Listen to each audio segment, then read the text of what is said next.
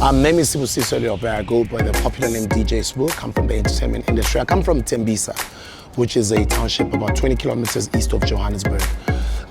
Ordinary childhood, just like a lot of our black brothers and sisters in South Africa. I'm 41 years old, so I've lived half of my life. Let me say about what, like 40% of my life on the apartheid side and the new South Africa, pretty much majority of the rest of my life. I've just always been inspired.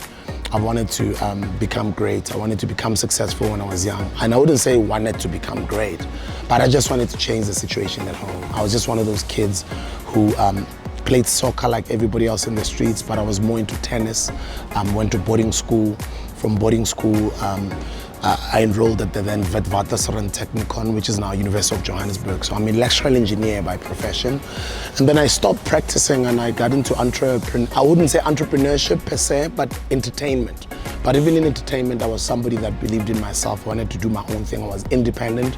We ran our own record label, which was quite a success. But the evolution when I got my first daughter in 2013, sort of made me think, Sbu, you're very famous. A lot of people's fame doesn't last long. What's next? What happens when you're 40? And I used to think, like, what am I going to be doing when I'm 40? Am I still going to be up and down in all these clubs? And I was like, even if I am, let it be a passion, but let me start looking into business. Let me start wanting to learn about business. Luckily, there was a gentleman who was looking at me and my career, following my career. He was, I don't want to call him a fan, but out of his own words, he says he was a fan. And when he developed an idea of wanting to start an energy drink brand, he approached me, we had a chat, and then we started More Fire. We went equally. I thought at the time I was famous. I'm just gonna stand on stage, on TVs and all these platforms, on shows and concerts, and I'll just lift up the can and people will miraculously buy this can. And that was the mindset at the time. Little did I know what I was getting myself up into. But then over the years, I've learned that entrepreneurship requires tenacity. It requires not giving up, relentlessness, and just having that vision and faith and just believing in yourself. And especially if you've chosen the right partner, because me and my partner, we've gone through ups and downs together. So it just started out as just an energy drink can. Started out from our own pockets with our other business partners. Some business partners left as time went on. You know, life happens. This thing is not happening immediately. Some people, maybe they lose faith in it. But we just kept on believing. We just kept on pushing. We kept on believing. Started by selling 48 cans on the 26th of January in 2005. And then the following month, we started selling just a little under 1,000 cases. And then it started moving into 2,000 cases. 3,000 cases, 5,000 cases, 10,000 cases, etc., etc. But the vision has always been to build our own beverage company that speaks to our people in their own language and that doesn't undermine our people, that give people quality beverages. And I don't want to say anybody undermines our people, but we are very much aware of the market in beverages and FMCG products, that a lot of other products, they go focus on pricing as opposed to focusing on good quality for the people. But also knowing that our people majority of them are poor, so you also have to be very price sensitive. Knowing how amazing our people are, we kind of felt, let's give them a quality product with names that they can relate and associate with. It's names that I can't explain to you because you can't explain them in English. It's like art in a township way, where it means something different from somebody else. For instance, Chovicho. Somebody else is gonna say to it, it's a song. Somebody else is gonna say to it, it's a whistle. Somebody else is gonna say Chovicho. It's something they say when they're excited. Or somebody else will say Chovicho when there's action and people are running and Chovicho.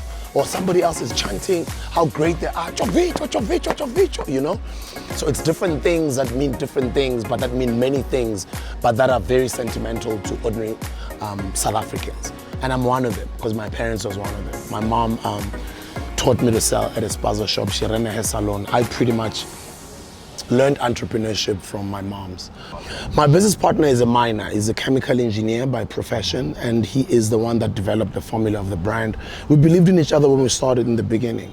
He comes from a spaza shop background. He sold when he was growing up at his parents' spaza shop, exactly the same way I did. Little did we know our backgrounds were similar, you know, so we were pretty much educated by parents who come from that environment. His parents still run that actual spaza shop till today. So we are children of traders. The traders that buy from the cash and carries, We are children of those people. And I think that's the reason why myself and him were very pro people doing it for themselves, pro people believing in themselves, creating their own, selling their own, building their own, creating wealth amongst our communities, understanding that our people are capable. The times have changed. The narrative is now louder. When we started preaching the entrepreneurship narrative, a lot of people frowned upon us. They said we were disruptive. It was not, business is not done or marketing is not done the way we're supposed to do it. We're going to fail. You know, we had a lot of voices, but we just had faith in each other. We just believed in what we were doing. And relentlessness has brought us to where we are right now, where the company is 7 years old and it's 5 years in trade since we started on the 26th of January in 2015. Going gradually, we now have got 12 soft drink flavors, 6 energy drink flavors. That's about 22 products.